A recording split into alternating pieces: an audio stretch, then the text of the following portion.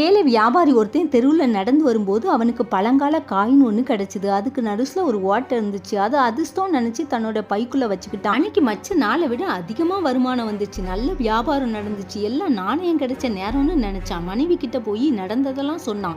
சட்டைக்குள்ளே வச்ச நாணயத்தை வெளில எடுக்காமல் தொட்டு தொட்டு பார்த்துக்கிடுவான். சில வருஷத்துக்கு பிறகு பெரிய பணக்காரன் ஆயிட்டான். ஒரு நாள் அவன் மனைவியை கூப்பிட்டு எனக்கு அந்த நாணயத்தை பார்க்கணும், அந்த சட்டையை கொண்டு வான்னு சொன்னான். காயின்ல ஓட்டை இல்லாததை பார்த்து அதிர்ச்சி அடைந்தான். அந்த நாணயத்தை எங்கன்னு கேட்டான். அவ சொன்னா, என்னை மன்னிச்சிடுங்க, நான் அந்த சட்டையை எடுத்து தூசி தட்டும் போது எங்கேயோ விழுந்துருச்சு, எங்க தேடியும் கிடைக்கல, அதுக்கு பதிலாக வேற ஒரு நாணயத்தை கொண்டு வந்தேன்னு சொன்னான். எப்போ தொலைஞ்சிட்டுன்னு கேட்டான்.